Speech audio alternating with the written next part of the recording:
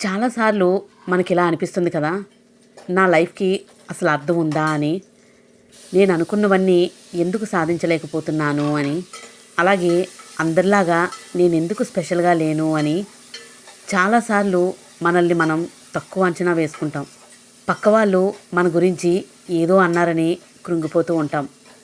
కానీ నీకు నిజంగా ఎంత విలువుందో తెలుసా? ఈ చిన్న కథ విన్నాక నీ ఆలోచనలు పూర్తిగా మారిపోవచ్చు. ఒక ఊరిలో ఒక పెద్ద గురువుగారు ఉండేవారు. ఒకరోజు ఆయన శిష్యుల్లో ఒకడు చాలా నిరాశగా ఆయన దగ్గరికి వచ్చాడు. వచ్చి ఇలా అన్నాడు, గురువుగారు, నేను చాలా పనికిరాని వాడిని అనిపిస్తుంది అని.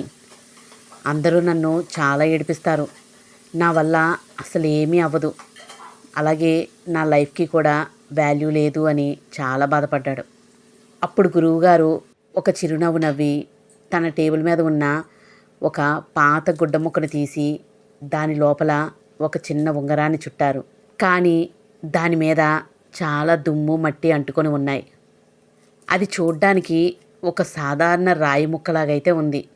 గురువుగారు ఆ ప్యాకెట్ని ఆ శిష్యుడి చేతికిచ్చి, నాయనా, మార్కెట్కి వెళ్ళి ఈ వస్తువుని అమ్ము, కానీ ఒక్క పైసా కన్నా తక్కువకు అమ్మకూడదు.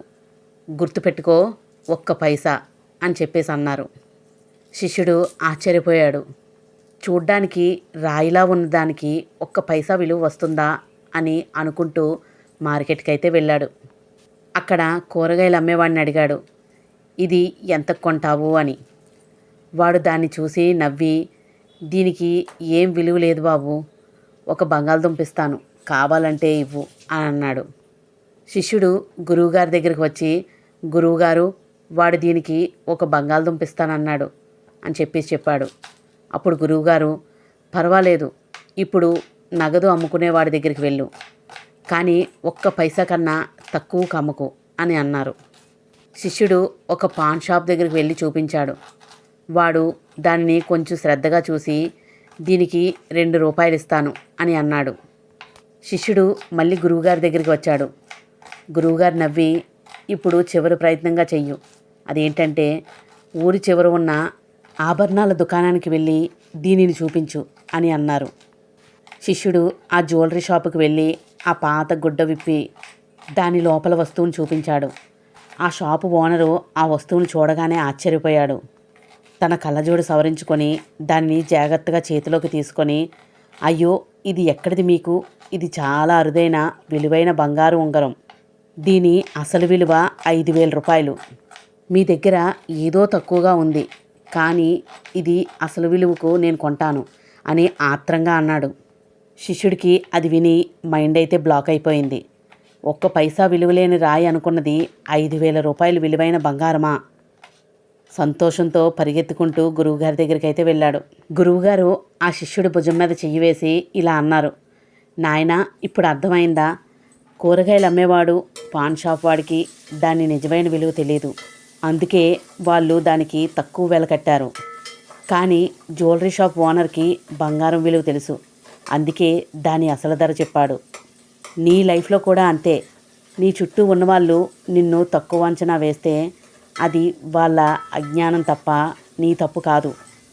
నిన్ను ఏడిపించే వాళ్ళకి, నిన్ను వాడుకొని వదిలేసే వాళ్ళకి నీ విలువ అస్సలు తెలియదు. నువ్వు ఎవరి దగ్గరికి వెళ్తే నీకు విలువ దొరుకుతుందో, నిన్ను గౌరవిస్తారో వాళ్ళతో మాత్రమే ఉండు. అందరి ముందు నిన్ను నువ్వు నిరూపించుకోవాల్సిన పని లేదు. నీకు నువ్వు నమ్మకం పెట్టుకుంటే నువ్వు ఎవరి ఊహలకు అందని ఒక అద్భుతమైన బంగారం లాంటి వాడివి. ఫ్రెండ్స్, ఈ రోజు నుంచి మిమ్మల్ని మీరెప్పుడూ తక్కువ అంచనా వేసుకోకండి. మీరు చాలా విలువైన వారు. ఎవరైనా మిమ్మల్ని తక్కువగా మాట్లాడితే జస్ట్ నవ్వేసి ముందుకు వెళ్ళిపోండి. ఎందుకంటే మీ విలువ బంగారం, రాయి కాదు. గుర్తుపెట్టుకోండి, ఎవ్వరి మాటలు పట్టించుకోవద్దు. నువ్వు నీదైన సరైన దారిలో మంచిగా వెళ్ళు. ఈ వీడియో నచ్చితే ఖచ్చితంగా లైక్ అయితే చేయండి.